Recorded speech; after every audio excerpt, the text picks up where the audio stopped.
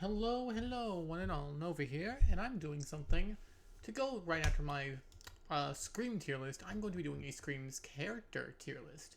This lets me talk about the characters more and more, and as a handy dandy little searcher thing, I'll have something like this pop up when needed. Because sometimes I forget who characters are, such as Sheriff Burke, who's very minor and will be thrown somewhere, such as they function. Because they're not bad characters, but I struggle to call them decent since they don't do much.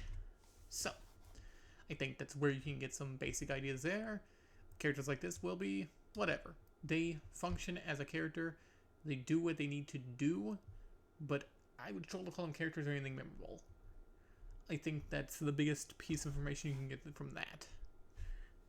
Alright, so let's talk with the first established character we get in the first Scream movie to start off, Casey Becker.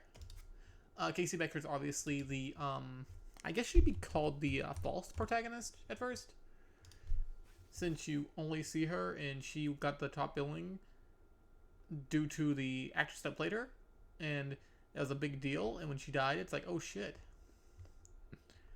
who played her? Oh yeah, Drew Barrymore played her. Yeah, Drew Barrymore, quite a good actress. Yeah. No, yeah, very minor character. She literally is just the first victim. I believe her boyfriend is the other victim. Is that what they did, right? Stephen Oates. Yeah. So he also dies alongside her. Which I don't think he's in here. Damn you. Scream, you didn't put Stephen Oates, the most important character in the movie.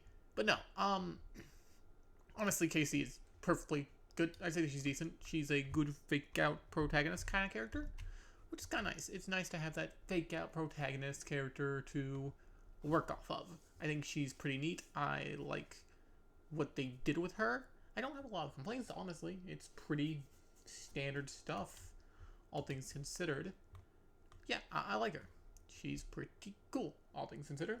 And yeah, she does a good job at being your fake out protagonist, and gets a really solid kill. I think it's just a couple stomach stabs, and her mom finding her dead body just outside is pretty fucking neat. And then they do the hanging point here, where where she's discovered. It's pretty cool. It's a good death.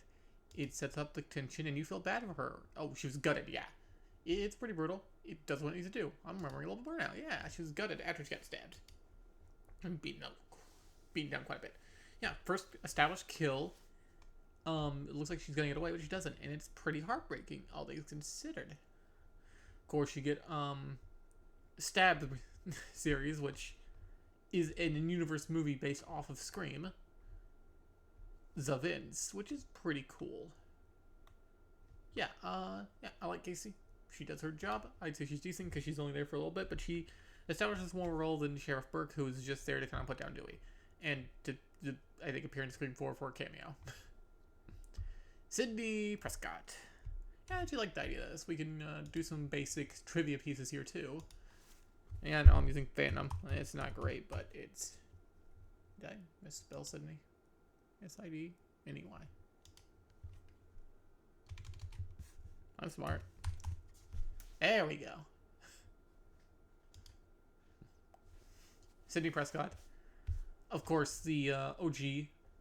42 years old at that point. God. The fifth film? Yeah, because the sixth one didn't have her. That's right, yeah.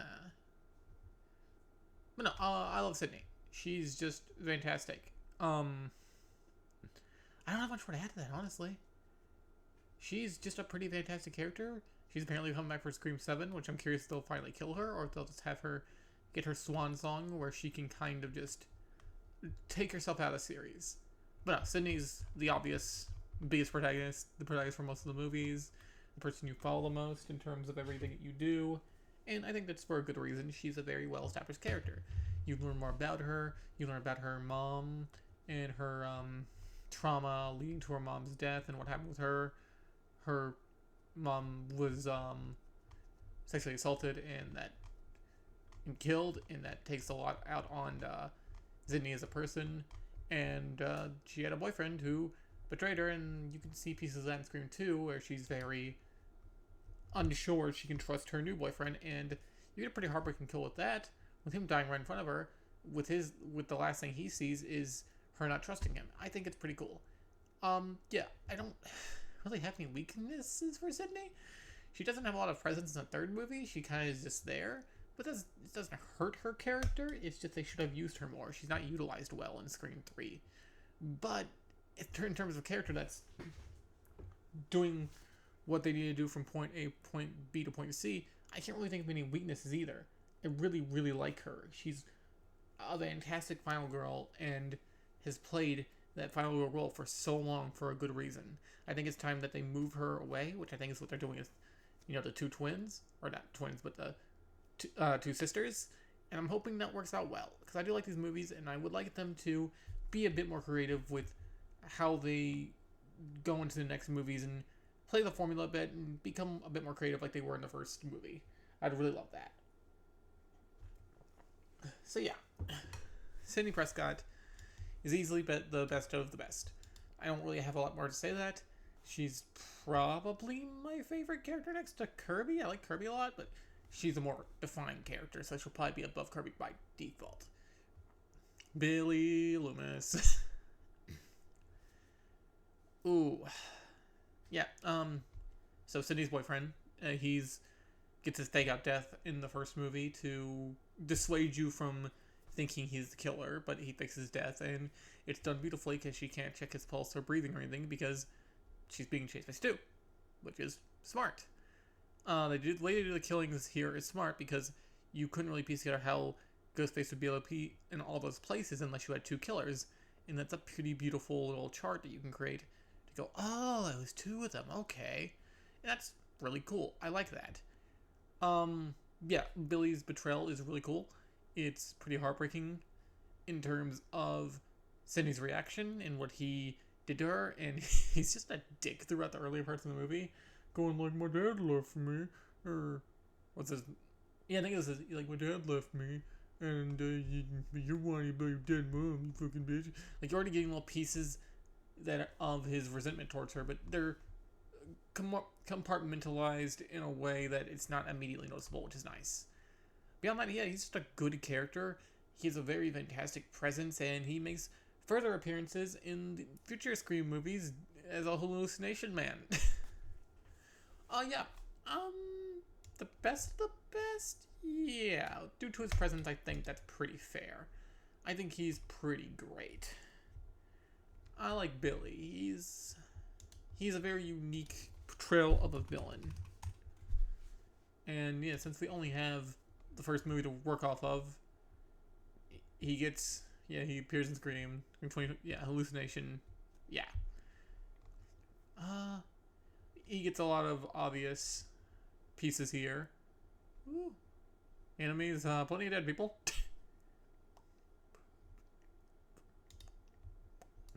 Yeah, Noel Prescott. That's her dad. Is he in here?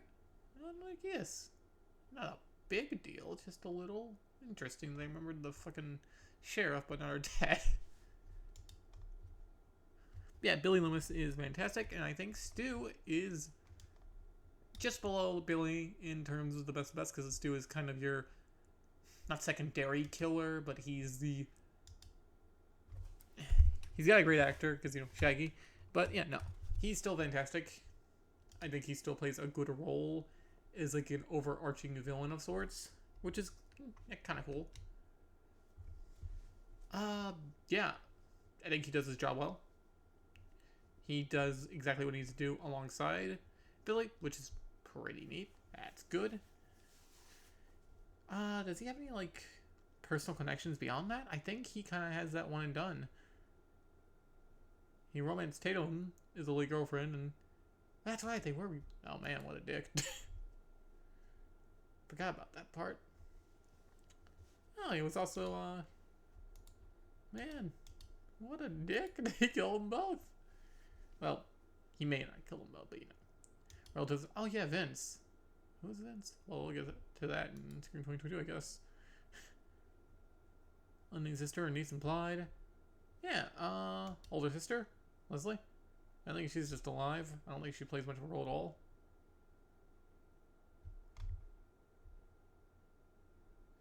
and it doesn't play much of a role at all. Yeah, kind of interesting. Yeah, it's interesting to get some pieces of media here, so I know what I'm checking in through here. Yeah, I don't think he has nearly as much longevity as Billy does. He just kind of gets electrocuted to death with a big TV, which would be funny if he came back because they would actually thought to bring him back. No, I like Stu. He is a great foil to Billy, and he's the more goofy one. He's a kind of a goofer. He's a dum-dum.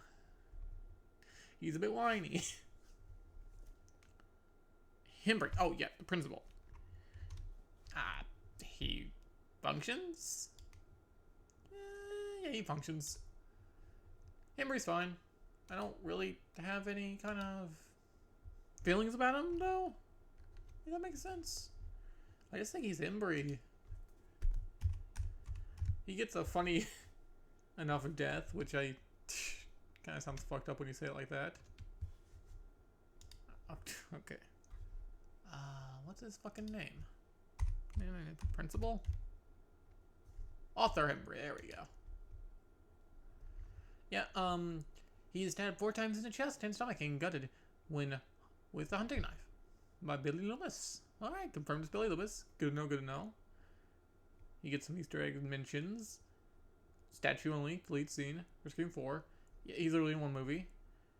I do like that he's just kind of the weirdo principal playing around with the fucking mask and immediately dies. It's kind of funny. Beyond that, nah. He just kind of... He's there. He's literally just a character that appears for a bit, then he dies, and you're like, okay, well, there's a way to complete the count, I guess. Don't want to kill too many teenagers, so just pop him in there and give him a nice little kill. And that's what they did. They did fine with him. Yeah. Tatum has one of the most improbable deaths in the movies. And I like her character fine. She's a fun character, and I'm a little sad she dies, and I think that's what you're supposed to feel like, which is good. Tatum is the best friend character. They don't last very long, typically, for obvious reasons. Yeah, yeah. I want to be in a sequel. Yeah, it's kind of funny. She's not taken too seriously because not many people have died due to Ghostface at this point, so there's not much to take seriously at this point. They just think they're being a bunch of goofuses, a bunch of dickheads. Did they not list her death? This is another death. I mean, I know how she died. Oh, there it is. Head crushed by garage door while stuck on the catwalk. That, I don't see how that's in any way achievably possible the way those things work, but it's kind of a brutal death, but also quite funny. She's also the sister to Dewey, and you never hear Dewey bring her up afterwards, and it's kind of funny that he doesn't. I guess the trauma really hit him, because he just does not talk about his dead sister. I think they give a picture of her in the later movies. You know, she has a pretty brutal death, all things considered, even though it's the most improbable death ever. Yeah. No Westboro remake. Tatum is definitely given to the references, and random victim, prop and third stabathon. Using some small pieces there.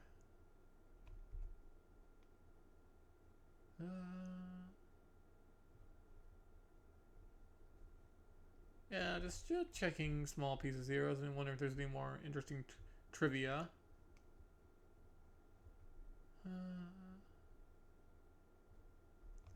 Beer rating stuff. But no, looks like there's pretty standard stuff here. Nothing too crazy. Yeah, I think she literally appears in a photo. Yeah, Easter egg as Ashes Remains in 2020 film. Yeah, which, you know, it's something. Weapon beer bottle. Yeah, I suppose so. Didn't she love your cans at them, actually? That doesn't matter. Tatum, yeah, I like her. She is a good, fun, cute character. Does what she needs to do. Is one of the earlier deaths, so you don't get to know her a lot. But I would say that's enough for a Gouda. I like her. Oh man, poor Kenny. So Kenny is the production assistant to Gail Weathers. And he's just not a lucky guy. He kind of gets fucked over in that regard. She calls him fat. Isn't very nice to him. I think it's a bit mean. He just looks like he's out of his element. poor man is just, he's not, he got a pretty brutal death. I think he's just gets his throat slit, doesn't he? And it's pretty rough. Yep, throat slashed by Stumacher outside. Yeah, no, I think he had one of the more fun deaths too. No, I liked him. He was fine. He, in his dying moments, he was actually help Sydney by pointing out the back door in the news van, which is, pretty heroic of him, all things considered. News revealed 26 years later. Cool. Happy for him. As seen on screen, Kenny has been seen eating some kind of food, usually a bag of Cheetos. Not that I paid too much attention to that, but that's kind of cool. His dead body. A little fucked, but hey. Earnest young chap. On the chubby side. But no, I like him. He, again, kind of plays just a more minor role, but I think he functions a lot more than the principal does, because you at least get to know a little bit about him. I would say he is indecent. He's probably right next to Casey Becker. You get a bit more time with him, so I'll put him above her. You get a little bit more of his personality, I suppose. You can interchange them, though. I don't think it really matters in that regard. He's probably more iconic, but you get more of his presence throughout the film. Randy Meeks is a good character, yeah. I'm not as high on Randy as some people are. I know some people love and adore Randy. I think Randy's good. I think he is a good character to kind of create your fake out kill with, because you think he's going to die in this movie, but he actually dies in the second movie. Hey, that's kind of neat. He does his job. I think he's great. He is the big movie buff guy, and he's a good fake out Ghostface for a bit, because they're like, oh, he knows too much. Obviously, he's the killer or whatever. He was initially also supposed to come back. He was supposed to have an ambiguous fate by being stabbed and come back in the next movie, but they decided to kill him, actually. And then they regretted it, so that's why they started creating characters that homaged him, such as his niece and nephew, and I believe a character in Scream 3 who's similar to him. Oh, and the videotape stuff as a cameo. But, I like him. He's a pretty cool guy, all things considered, despite being a bit of a dick. Everyone's a suspect. He probably has some of the better quotes in the first movie. His crush on Sydney, which is, I don't think it's ever reciprocated, which is kind of sad for him. But yeah, he actually gets to survive the first movie, but so hey, that's pretty cool. And then he gets stabbed inside the van because they're looking for this Ghostface's phone, and they didn't check the van, and then he dies. I think that's kind of dumb. How did Ghostface just get in there, and why didn't they check? You guys gotta be more careful about that. You're too busy running around trying to find random people's phones. Maybe check the fucking van to make sure there's not a goddamn Ghostface in there. Oh, well. Was there anything that, I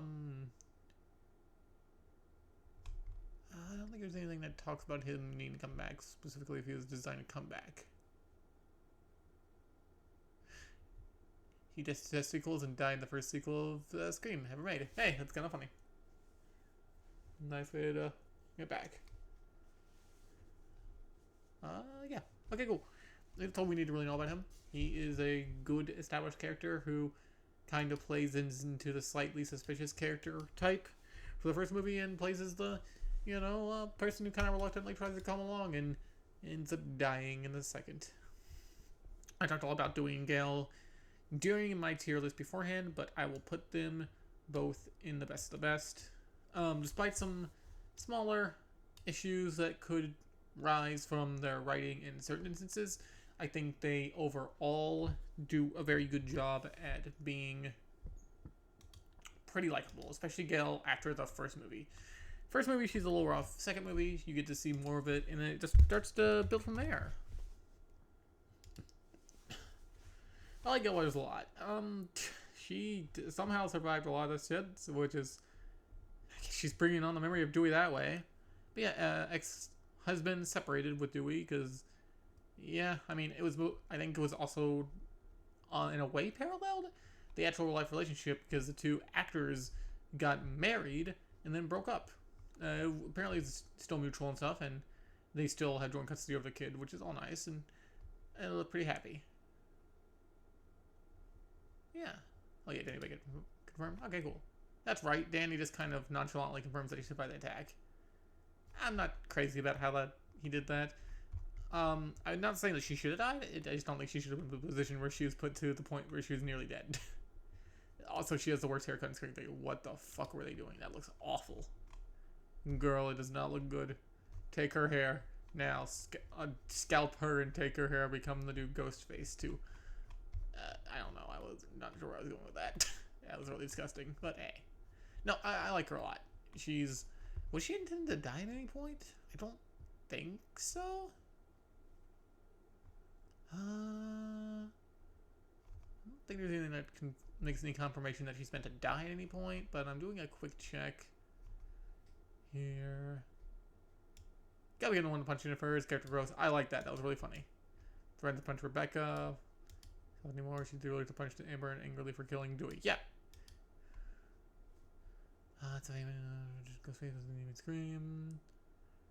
Yeah, no, she is very formidable. She can fuck people up. I like that. I like the fact that she is actually competent.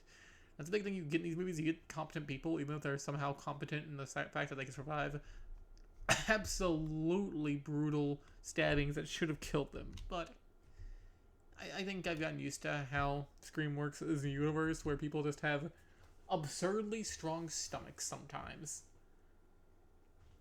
Especially if there are core cast of main characters. You will get a lot of that. Dewey, I talked a lot about him too.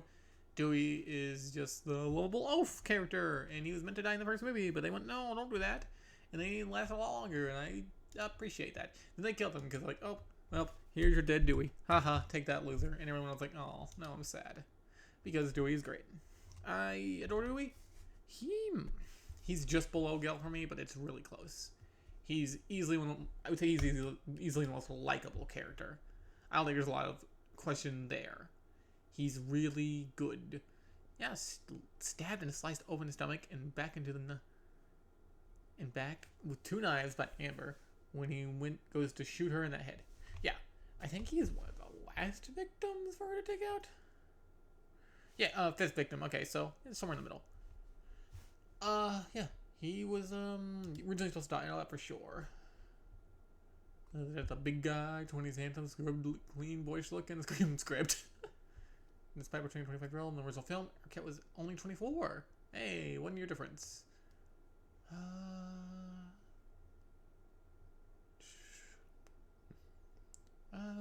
Not yet. And then Scream. However, the feedback from the test screening has suggested that the audience would rather see Dewey alive at the end of the film instead of dead, a similar case occurred in Scream 2. Dewey eventually dies in Scream 5, 2022. Hate the naming convention, but I think it is a joke. I still hate it. The 5th film, he sacrifices his life to save the half-sister of Billy Loomis, his daughter. Yeah, it's done well. Nevertheless, Dewey's death... Yeah. So you get some basic stuff here. I'm not going to just read stuff straight from the Wikipedia page. I think that's less interesting, and it makes me look less credible in terms of what I know. I just want to use this as a refresher because these movies are pretty damn good, and I like to have basic stuff here just in case I want to give like actor references or who they're related to, who their enemies may be, even though it's kind of obvious. Portrayed by Deborah Arquette. That's kind of cool. It gives you basic information. It's a small piece that I can use to encapsulate my thoughts and go back and forth here. So I like that. And it works a lot better and it's a lot less clunky than when I used it, if I would have used it in like the Scream rankings, because I'm actively looking at characters and using them as a reference point. Also, I'm just going to keep reopening this tab because I keep forgetting to do that. These are not very scripted, as you can tell. I'm doing these as if I was live streaming to a degree. If I were to get like any big distractions that got in the way, I would just cut it out, which is why I kind of like doing this more. But yeah, no. And we went through all the legacy characters in Scream 1, which, hey, I like that. It's fun to go through a lot of legacy characters. Oh boy, it's already 24 minutes in. Holy shit, this is going to be a long one.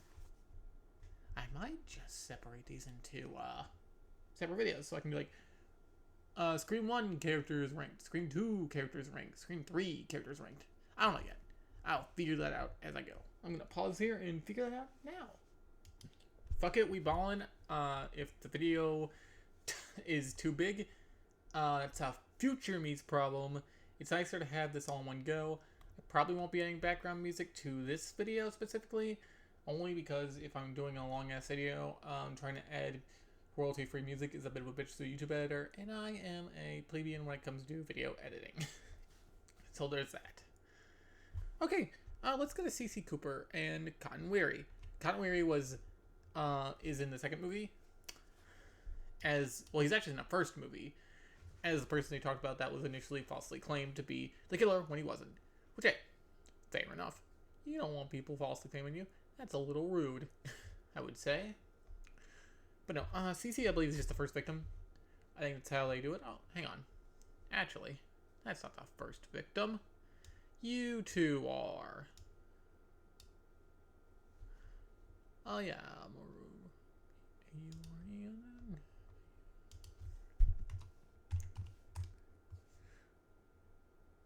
Maroon Evans.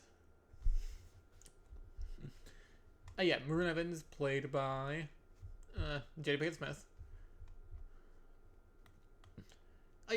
So the biggest thing here is she was also kind of played into that role of big character actress playing a character, and then it's kind of done the same way that they did with last time, which is pretty cool. It's nice to have that happen twice. She gets a pretty fun death.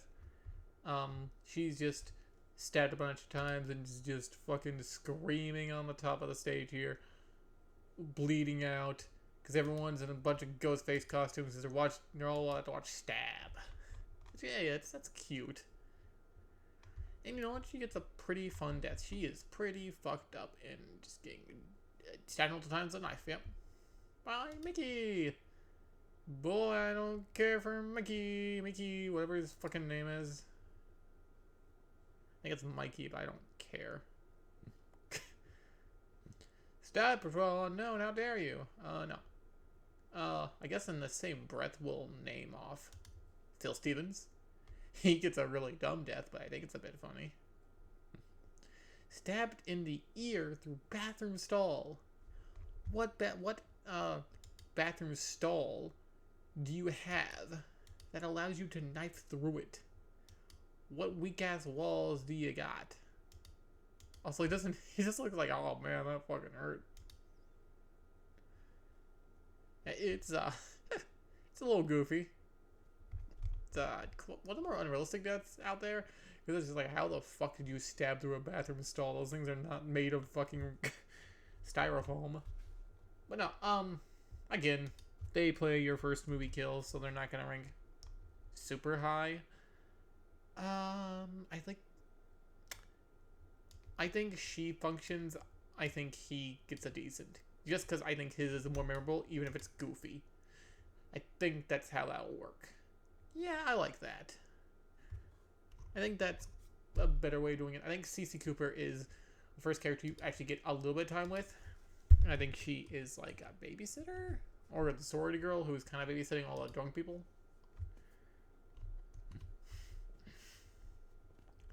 Stabbed twice in the back, thrown off the second balcony. Pretty good death. What was the funny character? Sorority girls as the Omega Beta, and date a man named Ted. No, not Ted. We don't even have a character portrait of him. I'm glad we know she dated Ted though. Poor Ted. While on the sober sister duty, yeah, she was the sober one, kind of babysitting all the drunk people. She was murdered by Mikey in the previous film, Siri Class. She sided with her classmate Randy Meeks and over their discussion, and I guess that pissed him off. Second Ghostface killing. Yeah, she's the first real kill. She's fine. You get more of her, so she's going to automatically rank a little higher because she gets a bit more of a drawn out kill. And you know, you feel a little bit bad for her. You're like, oh man, I didn't want to see her die. Yeah. Not as memorable, but she plays her role as a good established kill that's more than just popping up for a second. Cotton Weary is a pretty damn good character. He's a Weasley little shit, and I did not feel bad when he died. I felt bad when his wife died. I did feel bad. That didn't need to happen. That was a bit rude. But I think that he plays a really good, just kind of slimy piece of shit.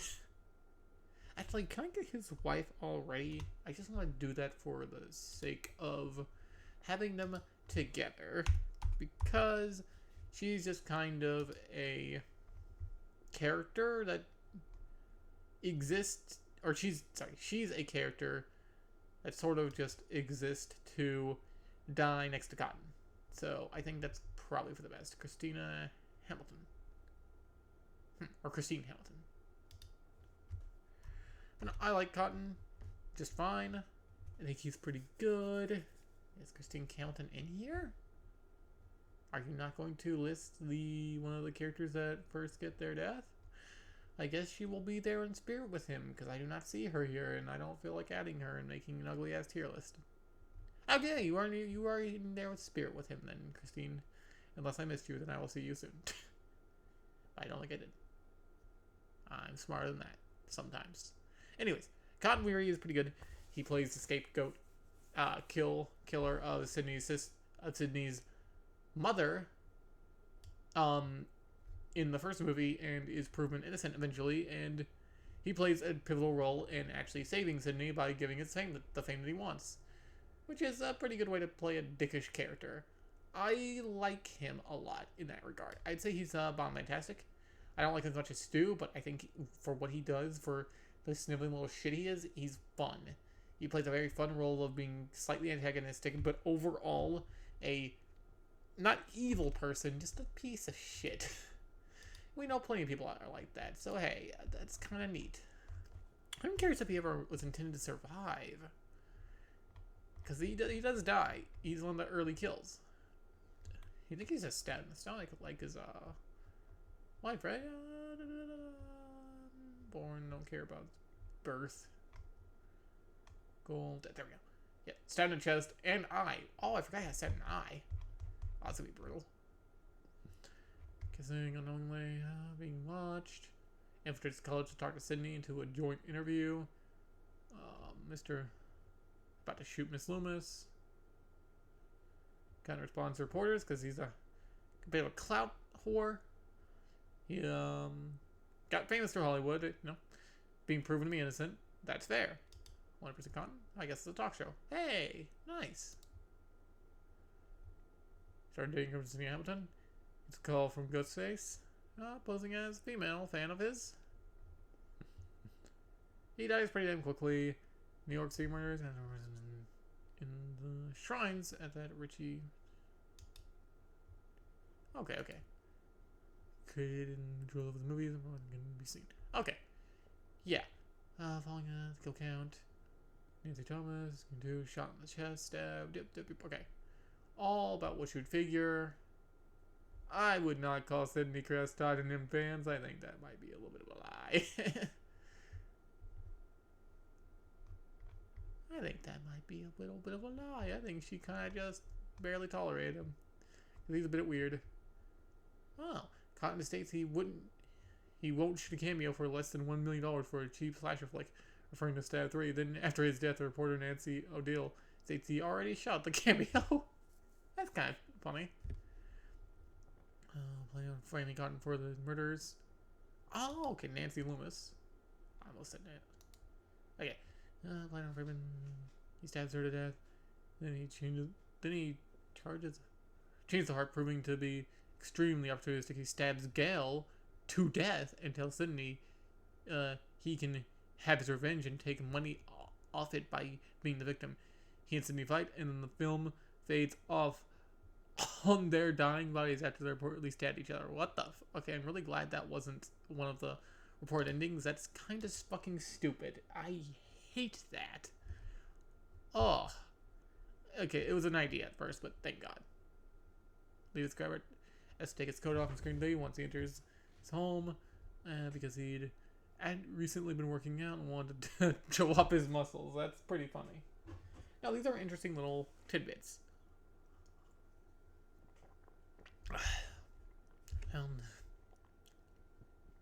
Dewey on the surprise, so it could be part to whoever first aid Cotton performed. Hey, Cotton saved Dewey. Nice of him. Christine thinks Cotton is messing with her, and she mentions Cotton playing a stab game, alluding to a game he played with her that she didn't like. What the yeah, I forgot that they just kind of bring that in that they may have done that, which is Sydney and him finally let go of their past and become friendship. I guess so. I don't remember them being overt, but I need to watch the movie to confirm that. I'm assuming they're telling the truth. I don't know why they wouldn't be. First surviving character to die in the opening scene of a sequel film. Yeah, fun little fact there, I guess. I'm curious if they ever had any other rewrites where he just straight up lives. I wouldn't have minded if he would have been opportunistic and went for the kill that in that regard. I think that would have been fine if he's opportunistic, got the kill, but didn't actually get to kill Sydney and died himself. I think that would have been a fine way to do around his character, because I could see his character going that route too. He's an interesting character, and I like him a lot though. Courtney is quite a great character. Yeah, quite the fantastic character actually. I like him more than Randy. Derek. This is Sydney's boyfriend, isn't it? I'm sorry, he's very bland. They function. He functions. He's not an interesting character. He has the cringe dance scene. I don't like him very much. Derek Fieldman. I do feel bad for him when he dies. That's a bit sad for him. He shot in the heart with a gun. Yeah, pretty fucked. He dies a pretty fucked way. I feel a little bad for him. Her PTSD preventing from untying him is done well, but his character in general is very bland. Very, very bland. And I'm just not crazy about it. I have a lot of just whatever feelings about him. I don't hate him. He's just nothing. And that's I think that might be worse than a bad character when they just kind of exist. And I think that's really what hits there. It's just he exists as a character, and he's one of the parts that brings King 2 down because he's not interesting at all. I find all these characters more interesting. Even Mikey, and I think Mikey's decent. He's like above these guys, I guess, just because he's a scream killer and he's not awful. And his reasoning for being the way he is dumb, but I think let's also point out is it's being dumb. You know, he's got that manic energy to him, which it's fine. He's not terrible. He exists too, but he's decent at least. I don't dislike him. Billy Hubbard, whose motive despite this managed to get one more scaring before being executed to death with 16 shots by Sydney. 16 gunshots. Jesus Christ. Intention of getting caught and gaining infamy. Oh yeah, he's just an infamy get caught guy. No one goes facing who did not get away with his murders. He is betrayed by his partner Nancy Loomis. Yeah, he's just shot by Nancy, which I think is funny. That's not how he dies. He gets up and gets shot 20 more times. A few more times. It's just really funny. This is just a bunch of gunshots. Which, you know, this is our kill count. It'd be kind of boring because gunshots are boring. But, yeah, you know. He does get a pretty sizable amount of kills, though. CC, Derek. Oh, yeah. That looked a lot more brutal whenever I was kind of just glancing at it. I was suspected. Okay, so speculate. So that's kind of unknown for who killed CC. Hallie McDonald. God, I hate that death too. Oh, he gets the best kills on the officers though, so it's fine. This one's fucking messed up. Oh my god, Officer Richard, dude. I don't know if that's... I gotta be careful, but that might pop up as gore. Holy shit, it is a brutal fucking death, and he's got the best death. They should be characters just so I can rank them in good, because I love their death that much. You did good with your kills, Mikey. Good job. You can stay in... they're decent, though. I don't think that's good enough to be good. Hallie's good. I hate her death, though. I really hate her death. She should not have died. She could have been fine as a survivor. She could have died in the third movie. She did not need to die the way she died, though. She has the most improbably stupid death where you could have just taken out Mikey and nothing bad else could have happened at that point. But no, you're just gonna be dumb and leave the unconscious body alone. Then he goes spookaduka. then he kills her, and it's really dumb, and I don't like it. And it makes her not a great character because of that, because they shouldn't be making mistakes like that. It's really not great. Joel is a funny character. I'll put him in bottom good because the second he fucking realizes that he's in a horror movie, he fucks off. He is the smartest character in this fucking movie series, and I love him for it. He's, of course, pretty minor. He plays as Gail's cameraman. He had a really funny thing with where he talked with Craven, and he's like, why do you want to exit the films? Like, I just want to exit out of Taxi, and he just exits out of Taxi on set, and that's really funny. Yeah, I like him. He's great. He does what he needs to, and he pops up at the end to film Gel for their final thing. It's like, yeah, I'm back. The fucking kills are done, so I'm good. Joel appeared in a cameo as Gel's producer. Oh, okay. Was he ever given like a? Because there were a lot of rewrites for these movies, so I'm curious if he was ever intended to die. Oh, okay. He was intended to be slain by Gale. With his vehicle being used as a murder tool accessory, he counts as a survivor. Yay! For a second film, he was simply created as Joel, and this condition later emerged when the fans of Maryland. Yeah, that is, her name was Jones. The same name as Kenny Brown. Okay. Instead, he was intended to be one of the victims. Oh! Was one of his friends, and Randy was Gale's. Really? Randy was supposed to be the cameraman. That's...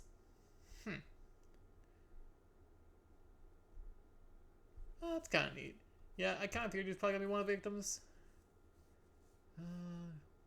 If he were to simply walk off after Randy feeling it was more realistic, he was agreed. His character was spared.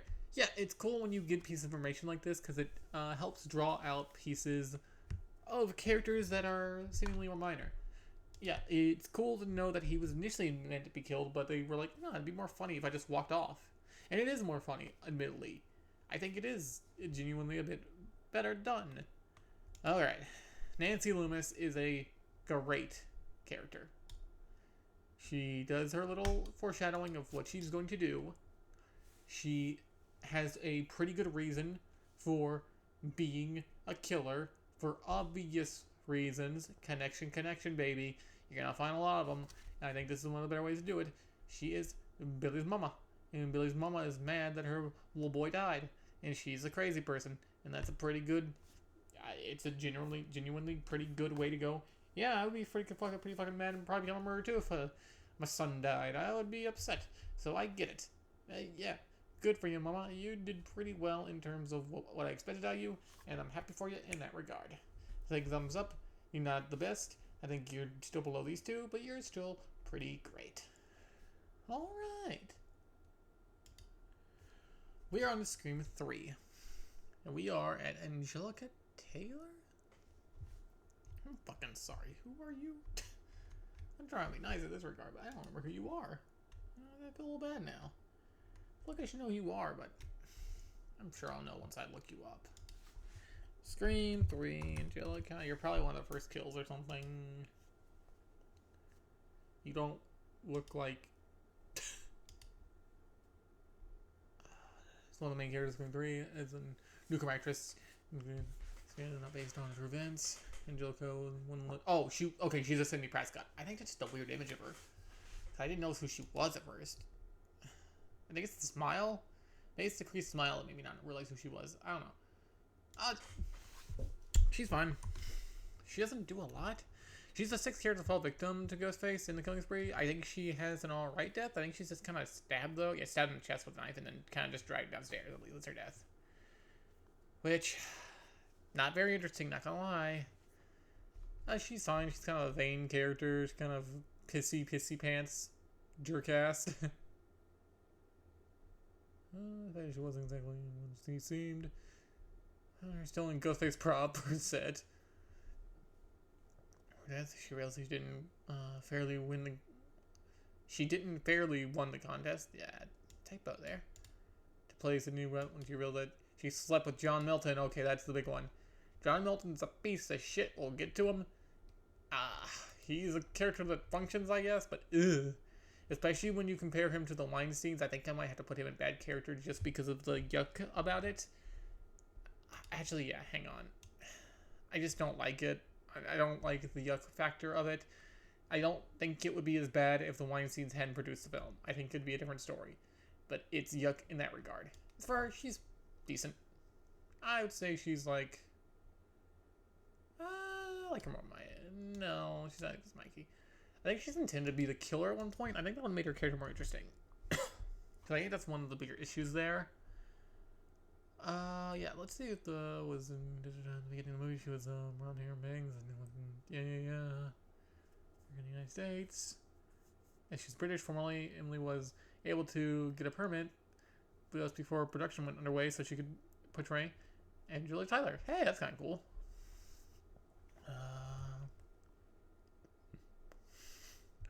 Yep, alright.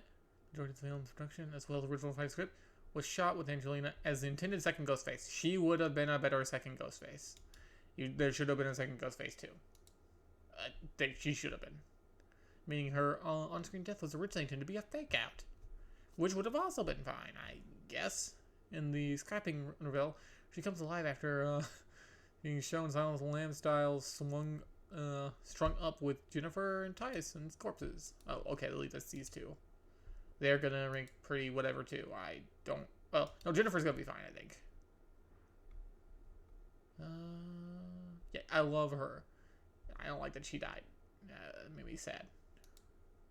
But Tyson is kind of whatever.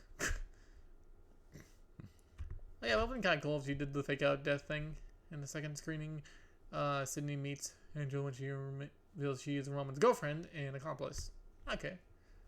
The version was deemed scarier by producer Mandela. Okay. Compared to the film version, where Dewey and Gale were simply cut out. Yeah, kinda. Concurs was added, expanded to appear in the climax to replace it. Sidney Prescott. I forgot he was even. He's better than the other ones, though. I just forgot he was the husband. This third movie has a lot of pieces that I need to rewatch just because. Fantastic. Should not have died. Could have made it further if she did not die. I love her. She's basically just trying to be Gale, and having the double Gale duty is really, really funny. God damn it, it was Mark. Let me just look at him. Oh my god, these fucking characters. They look so bland. I don't remember. I'm sorry. These guys aren't the greatest, and this is my biggest blind spot, probably. Okay, Sidney. I just looked at him. God damn it. Yeah, he survives the killings. That's pretty cool. He's Sydney's wife. I think he's, what's his thing? Yeah, okay, police detective. That's what I thought. He suspects them, then survives the attacks. Marries Sydney, begins a relationship with Sydney. It's fine. He's more interesting than the previous character, so I would appreciate that. Mistaken for the killer because he's holding a fucking gun like a dingus. Yeah, no, I think he's fine. I don't have a problem with him. I just don't find him a particularly engaging character. He's better than Blandy McBlanderson, though, so I'll give him that. He'll pop next to Kevin. Martha Meeks. Yeah, she is the sister to Randy Meeks, and I think she's a pretty good character. She is more minor, but she has two daughter and a son later on, and that's kind of how her thing pops up. She's a fun character. She's a bit eccentric. You get to see her a bit more. She's fun. I like her, and she doesn't die, so that's a plus. Just don't pop up on screen 7, and you might last a bit longer. Well, no, she's like, oh, New Year. But no, I like her fine. I don't have a problem with her. You know, she creates to shield Reign to kind of keep her somewhat relevant as a character within the story. Yeah, I don't think there's much to go off of here. Like, she's in the Hollywood Murders. I don't think she does a lot, though. She kind of just appears and reappears. I think I have to make her lower. She's fun. Yeah. I like her, but she's not super important. doesn't play like a crazy amount of. Oh man, wait on that. I'm sorry. Are you still mad? Wait, please back. Yeah. I like her. She's. Yeah, she's good. I'd put her right here though. She's just not super important as a character, which is why I think I have to lower her a little bit. It's still not a bad character by any means. She's just. She exists in where she needs to be, and she creates more characters to come later.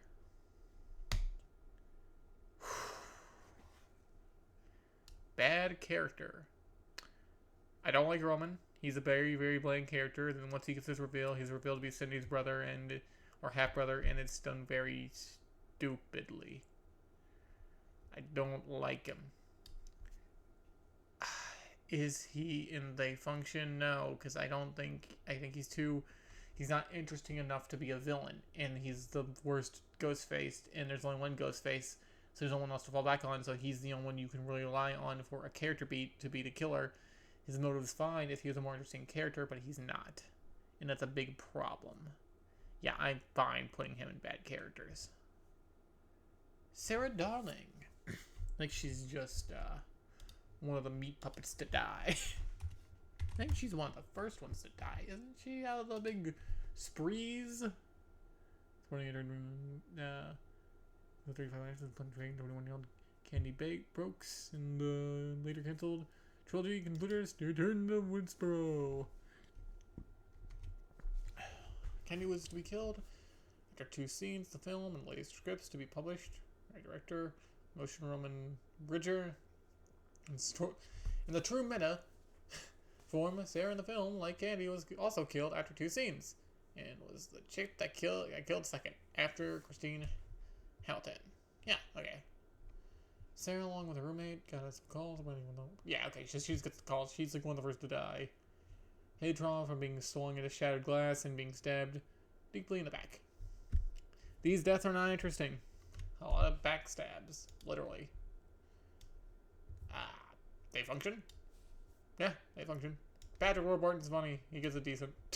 He barely lasts in the movie, but he's funny. He's just a big bodyguard man. Tom Brents. Oh, is he the dude who blows up the fucking house? A Looney Tunes style way? That was pretty funny. He's also going to be playing Dewey.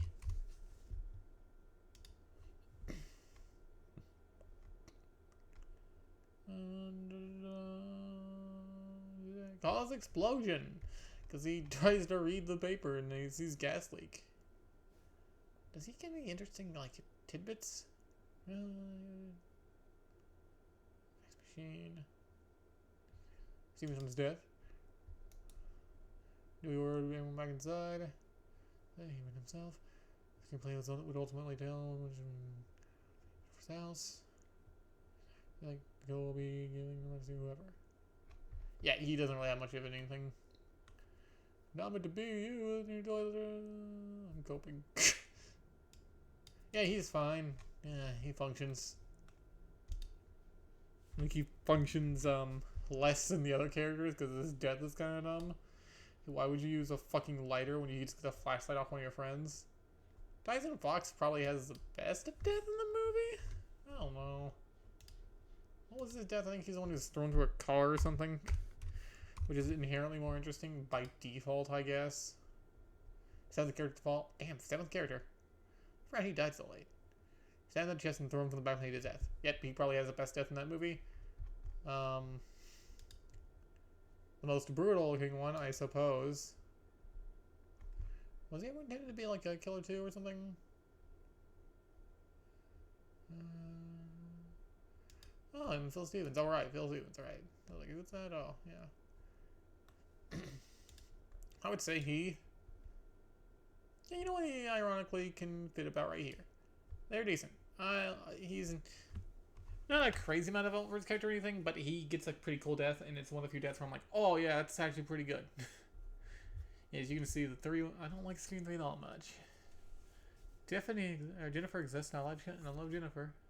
She's great. Actually, you know what? You're above Cotton Weary. Get wrecked, Cotton. You dingus. Woo, alright. On to Scream 4, one of the more contentious films I actually like quite a bit. Charlie Walker. He is one of the Ghostface. He is pretty good. I would say he's bottom grade. I think his reasoning for being Ghostface is quite stupid. And it's kind of pointed out that it's quite stupid because he gets betrayed pretty quickly after he betrays Kirby. Which is a nice way of doing it, honestly. That's not your size. But no, I think his entire thing is he wanted to blame the films for his, depraved nature. Yeah. He is a stab and Ghostface followed by Richie. Coronation. He's jealousy stabbing, leaving her dead. She was able to survive. Yeah, I don't think he kills much of anyone, which is kind of funny. He gets a frankly, pretty pathetic death, which is what he deserves in that regard.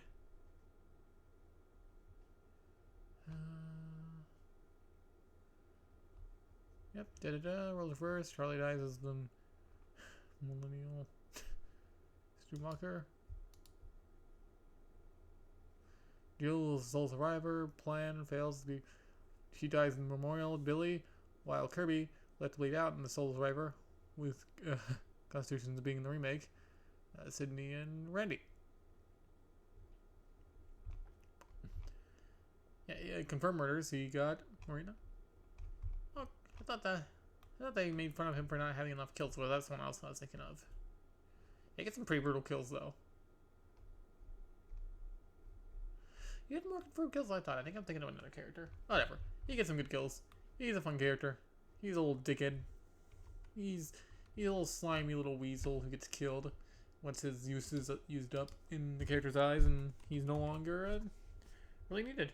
Which, hey, it's pretty good. Jill Roberts exists, and I think she's one of the better Ghostface. I think Jill Roberts is a fantastic character. She's not as good as Stu, though. I think Stu needs to be up here. Yeah, Stu's... Yeah, that feels better. He's just a step below Stu, so I think him being the best of the best and her being fantastic works. I like her dichotomy and how smart she is. Ooh, don't do that. I like the dichotomy and how smart she is in the series in general. I think that's is pretty good in that regard. Yeah, I just really, really like Jill's approach to being Sydney's cousin, and the way you can play with that aspect of her being the cousin. The middle cousin of the serial killer, Roman Bridger, which, hey, whatever. But no, the way they played out makes sense to a degree. She got her psychopathy from wanting to be more important and more famous, effectively. And she gets electrocuted, which is, it's a fun death. And a movie about her life was not fulfilled after her death. Ha! Loser. Yeah, in the heart and stomach. She only gets 2 kills. Huh. She kills Trevor Sheldon. Who's Trevor Sheldon? He was a friend of Robbie Mercer, who also dies. He's the streamy boy.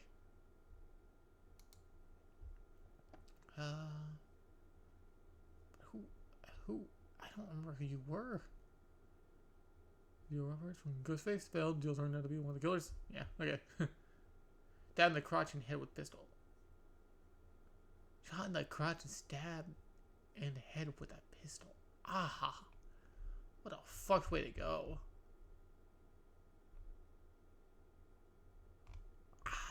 I don't remember much of his character, but he gets a pretty brutal death. I'm not the girl you cheat on. And boom, boom. Pretty brutal death. He cheats on her. Yes, that's kind of funny, but damn, what a way to go. Oh. Pretty fucking brutal. And he is one of the later victims, I believe. He is... Yeah. His writing is in the film. He's treated like the prime suspect, of course, and then it's proved that he's not the killer, because, boom, girlfriend does it. Bang, bang. Pretty good way to do it. He is the 9th and final. Yeah, okay. That's what I Okay, so let's get to these characters again. Oh yeah, let's just get. God, what's his fucking name? Wait, is he not in here? Hang on. Trevor Shelton. Oh, here it is. I was about to say.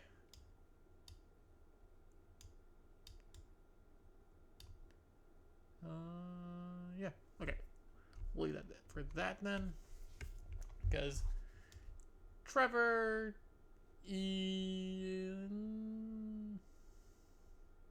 I like him more than these guys. Yeah, he can be good. I don't remember him a ton, but I don't remember disliking by any means. I think he would probably rank above all these guys. Yeah, I think that's probably right. I think Kenny might go up one. Yeah. Patrick Warburton really pushing that Patrick Warburton acting role just to be up this high, but I like him. But I think Trevor's fine right there. He establishes what he needs to establish. He's the obvious guilty red herring, and hey, it works out in that regard. So I can't really complain on that aspect. Robbie, I remember finding fine.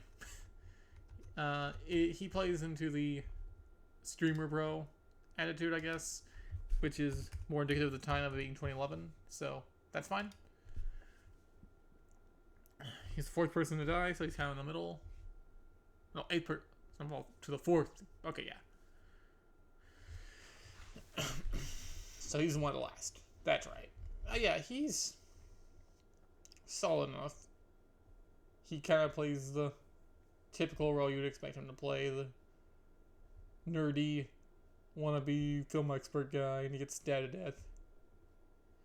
Being gay doesn't help. Probably his claim to be gay and still dying is pretty funny, I will say. Was he? To be gay and his comeback. A callback to his and Charlie's idea the only way to survive a modern horror movie to which Ghostface, Charlie in costume, hits his head, and then he says, "If it helps," before Ghostface kills him, suggesting that he's bluffed in order to try and save his own life. Robbie says somewhat foreshadowed when he is seen drinking at Kirby's house as rule number 2 to sexually survive a horror movie that you shouldn't drink. Hey. You should probably Shane Dawson. Audition is, oh god, thank god. Thank fuck he wasn't. That would have ruined everything. I think there's a reference to both when he makes it, yeah, Katie Brown. Using all his horror movies and the camera. Yeah. The fun by him. And abused verbally about his camera by Gail, just like his old cameraman Kenny. Man, this is the first name. Highly anticipated horror movies equal like Canadian. Eric Henry was okay. I don't think there was anything that he was intended to be like a killer or anything. I didn't think he would. I was just curious if there was any script rewrites that would have made his character do anything else different. I would probably just lay him indecent. Yeah, he can be next to Kenny. He kind of plays a similar role in that regard. I think he's about as good. I love Kirby Reed. I think the way she plays her character is really well. I think her coming back is really cool. Top 3. Yeah, not 2. Right next to Sydney. I love Kirby a lot. Because she is a character that could have easily become the new protagonist, I think. And I think there's a bit of a missed opportunity there. I really like her. I think her fake out death and an eventual reveal of surviving in 5 is good, and her actual return in 6 is really cool. I still love what they do with her character. She's just done beautifully. She is the best part about Scream 4 by a country mile, and I like Scream 4. Again, everyone kind of ranks decidedly higher than 3 and 2 for me, because I just like their characters a bit more. But I think we might be getting a couple of whatever characters here. Olivia Morris. Who is Olivia Morris? Again, some of these characters is kind of... They just kind of all meld together to a degree. Especially when you see a bunch of conventionally attractive Hollywood people.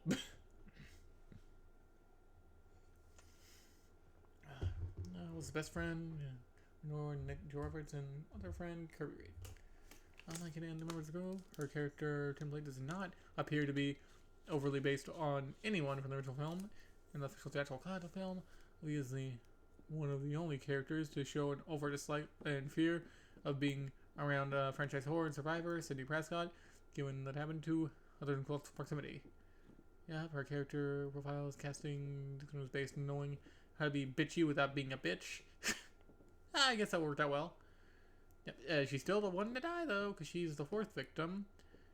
How did she die? If I get a way did she die? Am I stabbed multiple times in the gut? Gutted with a hunting knife. Okay, yeah, she does this. Trevor and Ransom alive, which you place on your was in your closet. Ooh, yeah, it started with left hand. It's a very blurry way of showing it, guys. You probably could have gotten a better screenshot.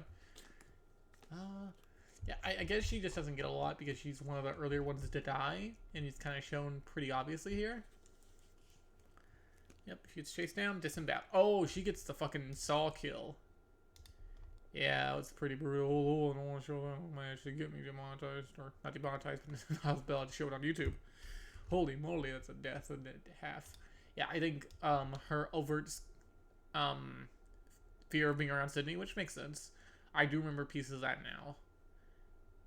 Yeah, I'd say she's actually good. She gets a good death. I would put her above Trevor. I'd put her below Joel.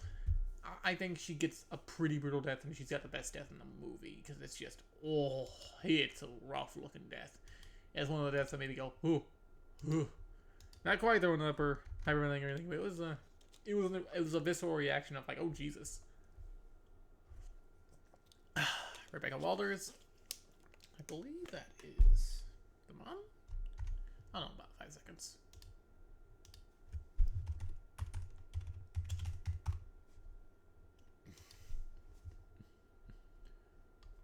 Her Scream, her character's homage to Gail Weathers in the original film.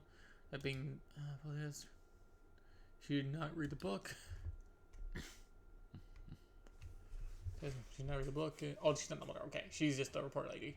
Not understands Cindy's message and told her to accept that she was a victim for life and urged her to exploit her traumas for personal gain. Oh god, I forgot about that. This was a lame PR move for Sydney to promote her book, but was later felt hit for her best idea ever due to her communication on Whisper Massacre remake. The follow to the Ghostface killing spree as shown in the word Whisper Massacre remake. Okay, I'll have to check that out because I've seen this a lot now. The book towards play. Yep. Dialogue changes lands. Scene. Kind of quarterback. I can't get it. For now. Stabbed by Ghostface. Oh yeah, she's just straight stabbing. Oh yeah, thrown out the parking lot, baby. Oh, that's the lead scene. Okay. Did I watch a cut with a police scene? Because I could have sworn I remember her being thrown through the thing.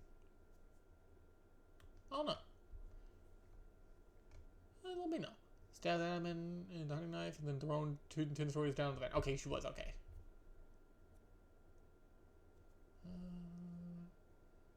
Bumping, she flees from the side. Phone. Shoot for pacing and suspended building reasons. Early that she's at the Robert residence and sees Brittany's man. Okay, so pretty standard. She is a character that functions, I would say. I counted for the place of dialogue. Detective Wayne rarely Jill would never meet with one and Jack in the parking lot and ran. What's up? The hospital scene was featuring Trevor and Kate.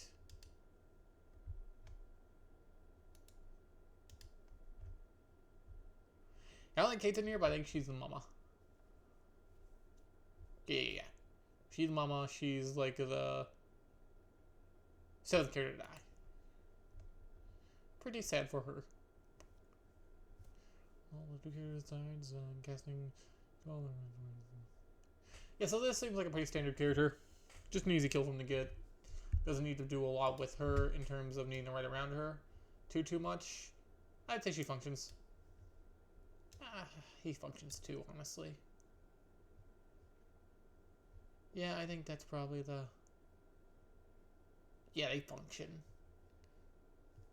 I think this is where you can get the decent points. Yeah, I feel better about that. Judy X is where she's first involved, and she's kind of laid out as like the super suspicious, maybe killer, because, you know, she's all jealous and stuff over the relationship that's going on. And, you know, it's a nice way to do it, I guess. It's nothing that's too new. Several times. Yeah, but that's later. For the fourth movie, she lives. And actually gets a good amount of offense in, I believe.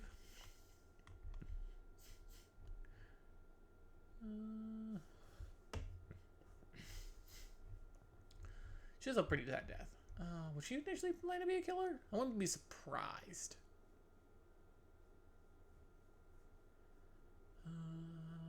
Judy parallels like Casey Baker would be a parent and leaving her teenage son home.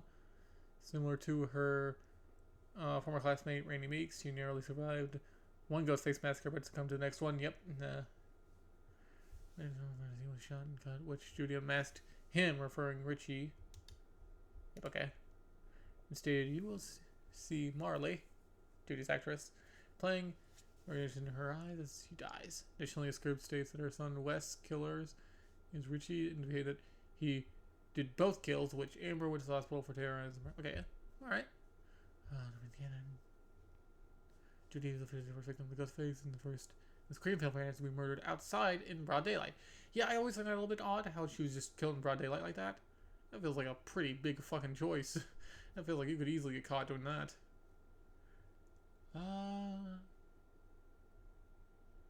Was she ever intended to be a killer? I'm just curious. Jesus, she had a lot here.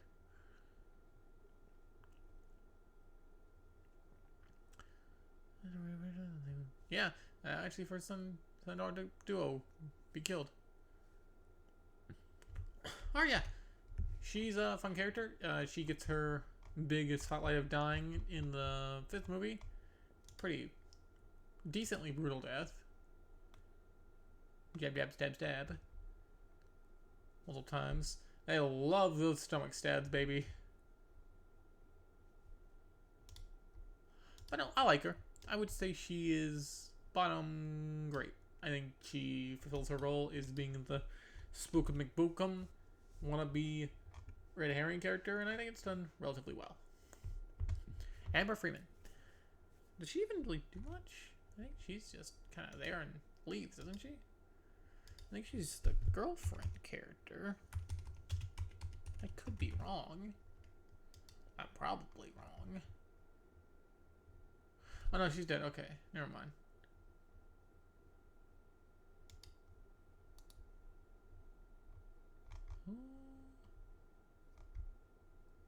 Oh. Why do you look similar to another character, and that threw me off. Okay, yeah, my bad. Never mind me. Amber is a fine killer, I guess. And in revenge of 21 to kill before killing, they put into plan a motion to lure Sam back to Woodsboro by targeting Sarah. She manages to murder legacy characters Dewey, which she calls an honor. That's right, that's her big thing. She wants to kill all the legacy characters, and that's kind of interesting in the aspect that she's just trying to reestablish some kills by bringing back people who were initially attached altogether, which is kind of interesting in that regard. After being discussed with Stab 8, Sibling was stabbed. She met Richie Kirsch on Stab, where they devised a plan to create a requel, yeah. To the original Stab, using sisters. Yeah, so that was the basic idea. Richie is the boyfriend killer again. He's better than the other boyfriend killers that are not, you know, the obvious one. He Billy Loomis. He's at least kind of funny. And when you realize he's the killer, you're like, oh, you fucker. Yeah, I think that's done pretty well. He groomed his accomplice girlfriend 17. Ugh. Ugh, I forgot about that part. Yucky, yucky in the ducky. I didn't need to remember that part. Oh, a little bit of pedophilia here. Well, somewhat. Kind of skirting that line, but still being creepy about it. Yikey, yikey. Anyways, subreddit, make their Stab movie series with a reboot and a sequel following the disappointment Stab 8, simply known as Stab, using Sam as their scapegoat for the killer. That's right, they're trying to make Sam out as the killer because she's the most obviously potentially crazy person. He never the second and third known Stab fanatic ghost face killers following Charlie. I think they're fine. I think both of them can kind of fit the mold of being middle of the road killers, which isn't bad, but I think that just gets you good. Where is? There he is. What the fuck is that face he's having though? Yeah, I'll just put one after another. I think that's about right. I like her fake out death more. You know what? He's a more. It's fine. They're fine there. Put the siblings next to each other because why not? You get Liv. Okay. So yeah, looking through that. I wonder if he was ever intended to be just a guy. You know, just a guy friend who doesn't do the betrayal thing.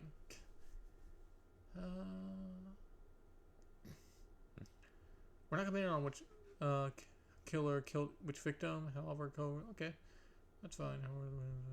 Huh. Oh yeah, he's the one who has the least amount of kills because he literally only gets one kill on Wes, which I think is funny. That's what I was thinking about. I was just thinking about the wrong character. That's kind of funny. You know what? You can be above her because I like the funny. But no, they're perfectly standard, average killers that you'd expect to be in a horror movie. Kind of, I guess. Which isn't bad.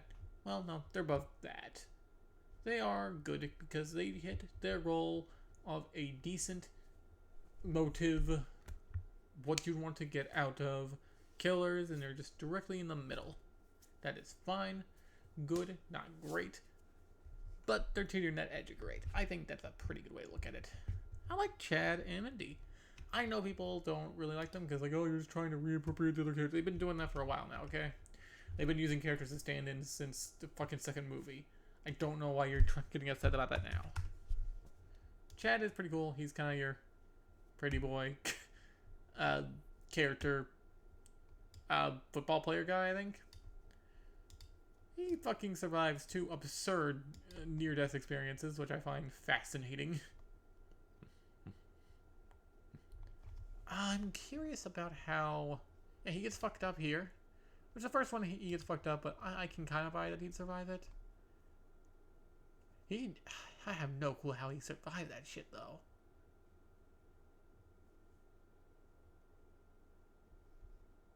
Here's Liberty's vehicle. You know, beyond that, he's pretty fun. You know, you to deal with. Jesus Christ.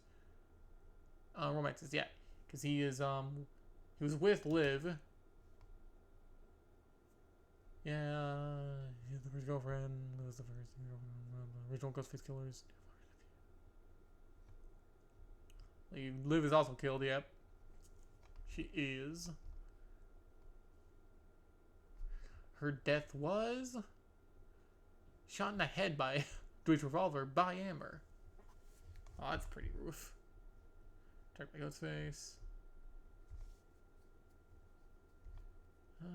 Oh, she doesn't know a lot on her.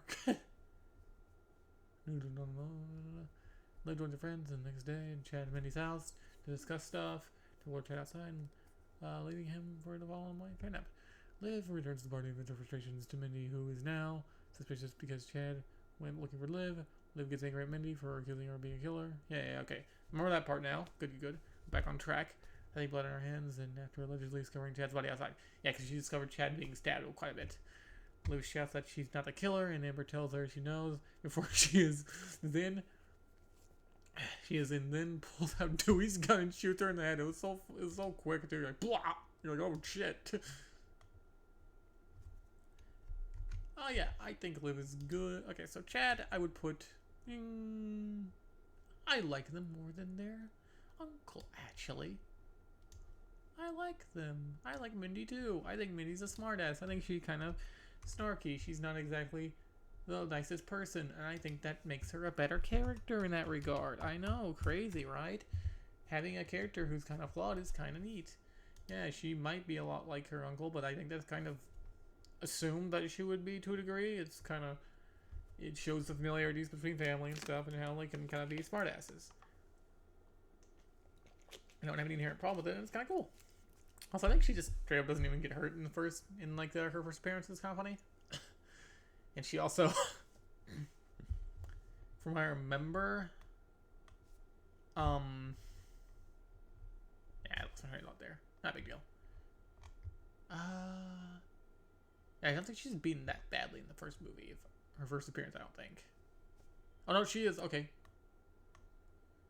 Samantha grabs the lamp and smashes the killer in the head, and she relents on Mindy. Goes straight away, and Samantha checks on Mindy, who is fell unconscious with her stab wound. After the killers and murder to kill, Mindy is lowered into the ambulance. As she is lowered into the ambulance, she stares at a glance and gives a thumbs up with her brother, Chad, who also survived the attack. Yeah, okay. So they did both survive their attack. She survived their fucking attack in the second movie, too. These people are these people have the genes that their uncle obviously did not.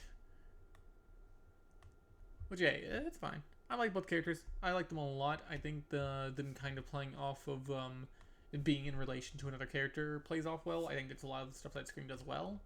I think they're kind of fascinating in that regard. I imagine... Oh, she's also a LGBT character, which is kind of cool. Her girlfriend's kind of goes cusplat, which is sad. Kaboom. You meet Frances, which is a name. She doesn't die! Because it's a fling, baby. But Frances is not as lucky as Anika, which we'll get to. She gets cuspluted and probably has one of the most brutal fucking deaths in this movie, and I think she's gonna get pretty high just because of that. But no, I'd put them next to each other. I think they're... yeah, right there. They'll be right next to her uncle. I like them a lot. You know what? Fantastic. I think that's pretty good. I like Mindy a bit more than Chad, but I think Chad's still good. He's a nice guy, and he's likable. Well, we talked about Liv. She has a pretty funny death. Ha ha ha, funny. I like her. Yeah, right there. I like the fifth movie. I like it more than I remembered liking it. I'm happy about that. I don't have anyone in their decent category in the fifth movie, I don't think, because I think most of them kind of sit well. Yeah, I like Liv. I think who the hell is Vince Skinner? Hang on, he's probably not very good. I think I kind of remember him. Isn't he a weirdo biker guy?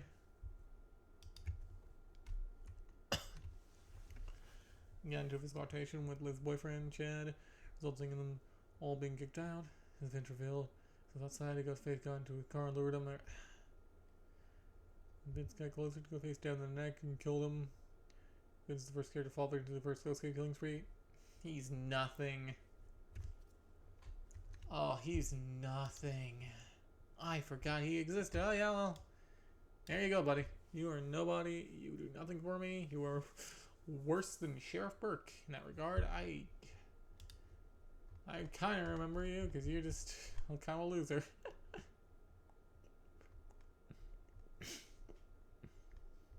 Like, you know it's bad when they came and showed its fucking death.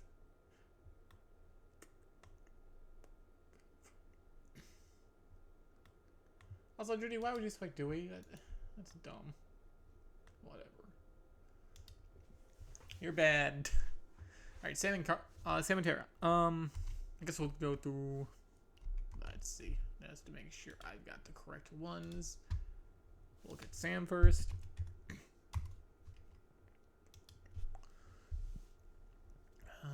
What's the main protagonist? Scream 22 and Scream 2023 and the 5th and 6th installment of the franchise. I like Sam a lot. And if I'm remembering correctly, she's the one who's directly related to Billy Loomis, is Billy being her father.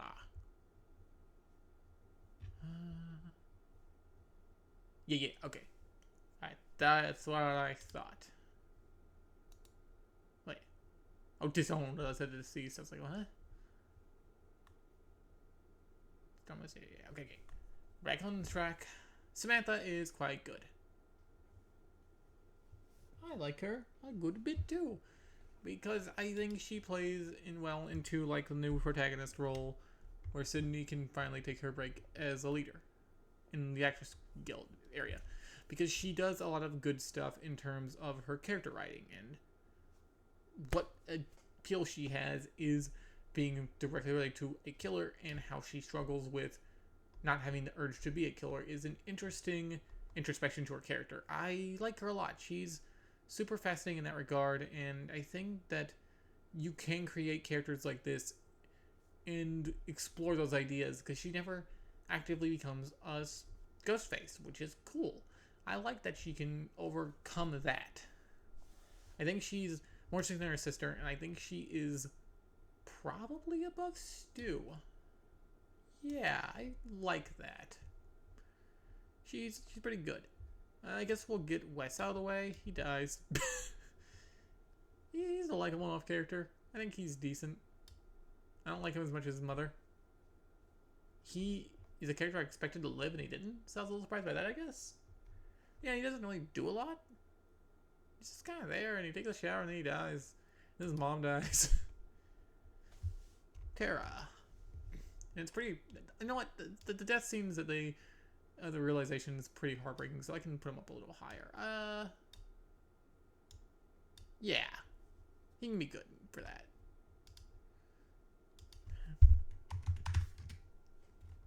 Ooh. There we go.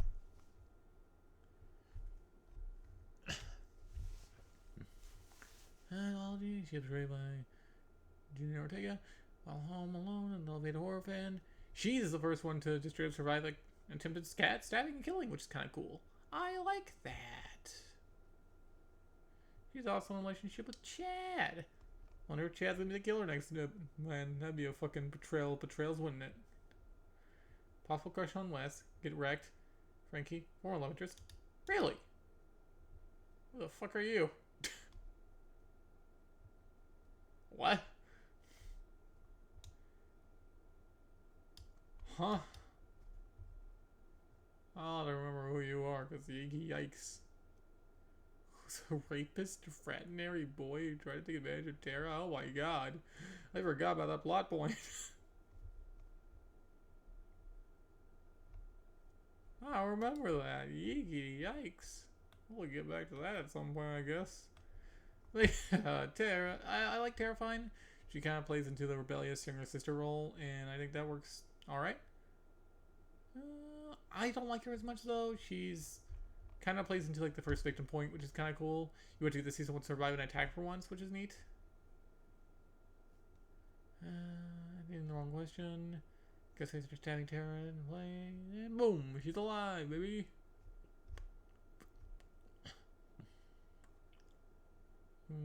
Tara is with Mantha. And she gets all wanting to party and fuck life kind of personality in the sixth movie, which I wasn't as crazy about, but I thought it was still done well enough considering her trauma and what she went through. And she gets to survive that movie too, so hey. She gets an Amber Freeman kill, burned to live by Gail Withers and shot through the head. Right, how the fuck did you survive that, by the way? How'd you survive being burned alive, Amber? Ethan Launder. Oh, my stab in the mouth and skull crushed by Kirby. Oh my god, what the f... That's so funny looking. I'll get a 6 though. I like 6 a lot. It's probably gonna have a lot of high rankings. Tara's good. I don't like her quite as much as Sam. I think she still has some pieces where she could be a lot better. I think I like Mindy. I might like Chad. I like more than Chad. I like more than Mindy. I don't like Mindy. Yeah, you can sit at the top of great as that nice separation point. Oh, here we go.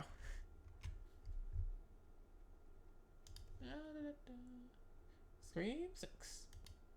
And we'll start with Anika. I like Anika quite a bit. She's a kind of cute relationship with Mindy, and Mindy does, of course, always being suspicious, going like, "Oh, you're not off the hook yet. You could be a killer, just like the rest of you." But they keep their cute relationship, and she dies in a horrible, brutal fucking way. Holy shit! She is stabbed pretty. She's stabbed quite a bit. Gets the, you get the uh, fake hope out of her climbing the ladder, and then they switch the ladder down, and she just goes flopping down from like 5 stories or something. It is, whoa. It is a messy fucking death. And interestingly, a lot of the Asian actresses and actors have weirdly related ladder deaths. I don't understand why. It's just kind of interesting. But no, I think they do well with her death. I think she's easily one of the best deaths in the series in general, because it is brutal. The 6 has probably some of the best kills, and some of my favorite character beats. It's a little messier than 5 structurally, but it's a lot more entertaining, I think. Yeah, I like her a lot. She's above, not above Mindy. She can go just below Tara. I like her. You get sad to see her die, but she plays well into what she needs to play as, and she's lasts pretty good amount of time in the movie. Danny Brackett. That's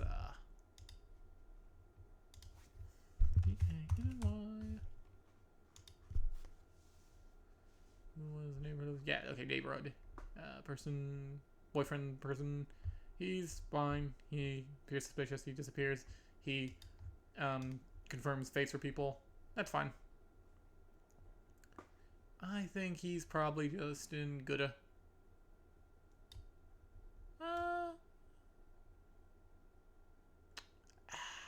Yeah, you know what? Fine. He subverts the expectation again, which is fine. And I like him enough. He doesn't do anything wrong. I think he gets just enough to being good. And yeah, just enough to be here and good, actually. Now I think about it, he's kind of in similar situations as Meeks, where he just doesn't have a lot of presence overall. And I have to keep that in mind. Yeah, I think that's probably a safer go for. Yeah. That's about right, actually. Don't think I need to overthink that too much.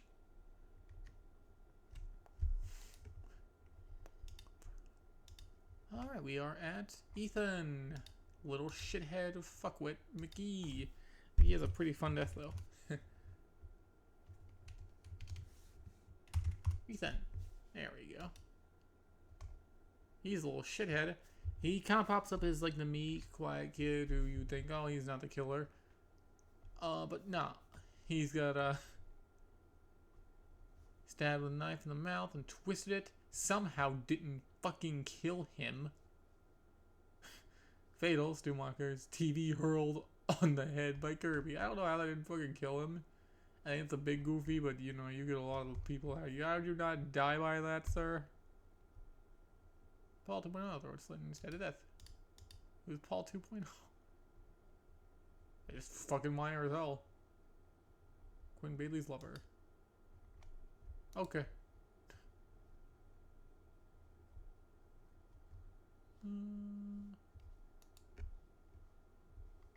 He gets 2 pretty fuck kills, I'd say. He's pretty good as a reveal, because, it's... I think they're all going to rank pretty similarly in regards to them all having a very similar motive, because, they all want to avenge their brother and son. Or... sister and son. Let me do... Let me get a quick relationship chart here.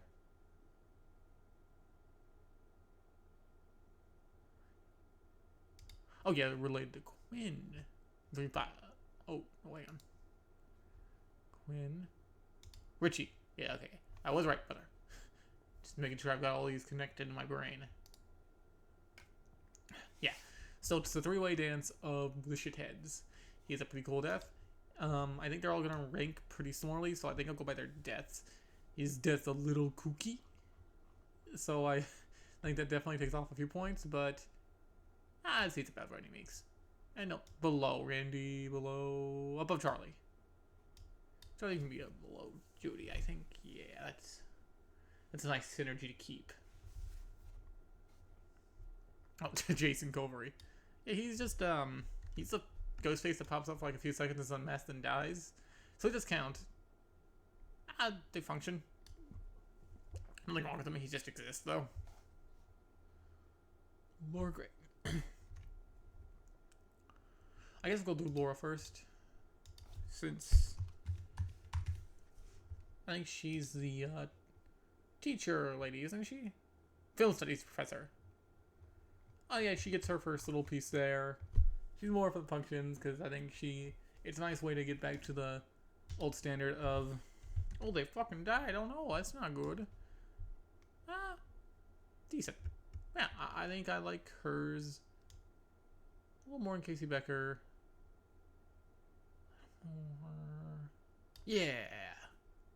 You know, you go above Kenny.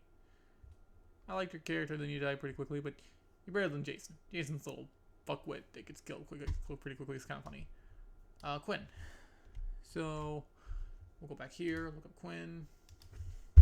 Because since they all have... She has the fake out death, which is kind of cool. It's neat to have that piece of fake out. I think she's just shot in the head, though. She kills Brooks.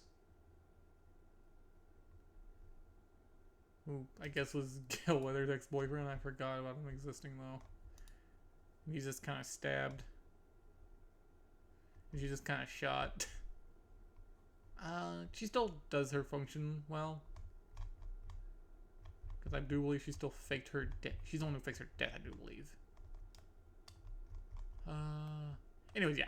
I like her fine. She still sits in a similar regard to her brother. Trying to pawn suspicion, even though I suspected her the most and was right. So, hey. Points for me. I'd say she's good, though. I don't like her as much because Ethan helps play off that kind of surprise killer thing. I think she hits right below Amber. She's good, but I don't like her as much. And Wayne! This one caught me off guard, too, because I wasn't expecting me to be a killer. I remember him saying that, Kirby was there and that Kirby was the real suspected killer and blah, blah, blah, blah. Which is whatever. Once you start seeing him pop up more and more, like, oh, okay, hang on. You're actively colliding with people because you are kind of just keep pushing things back to help your gain. Did he kill his wife?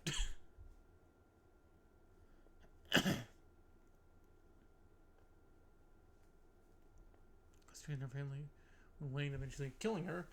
She's agreed with her plan's revenge. I forgot he did that. That's kind of funny. But yeah, he probably plays as the more, actual ringleader. You get the most time with him.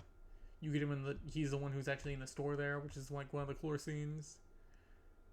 Shoots Kirby. Doesn't shoot her well enough because he doesn't kill her. Later, his ligament, which moves his body, or like his bleed stops. Ethan. I guess he gets a good amount of that too. A good amount of kills too. He had some pretty decently brutal ones too. He kind of goes on a killing spree, honestly. He gets killing Jason. He gets killing Greg. He's get some pretty reliable kills, which is kind of cool. I think he's the most competent out of the three, and he gets his death's okay. Arm, neck, and hips and everywhere.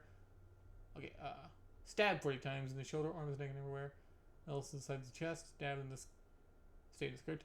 And one final blow in the left eye socket. Oh yeah, he gets the left eye socket scene where he's the nicest dangling out of it, I believe, which is kind of nice. Yeah, you know what? I think I like him the most out of them. Right next to his son. I'll just kind of put them together. They can kind of like synergize together because I like both of I like how brutal their deaths are. They're not just shot in the head, which I think is a bit lame. Gunshots are a little lame because they're just kind of standard. But yeah, so to summarize, if there's anything I can change here, I don't really think so. I think I'll put Gale above Billy. Gale and Dewey below. I'll keep him above Sam, and I'll keep Stu right next to Sam. Yeah, that's the video. I hope you guys enjoyed it. I have been recording for an hour and 40 minutes just about. Holy heck, that's a lot. Hope you guys enjoyed this video, and please leave a like, comment, and subscribe. Later.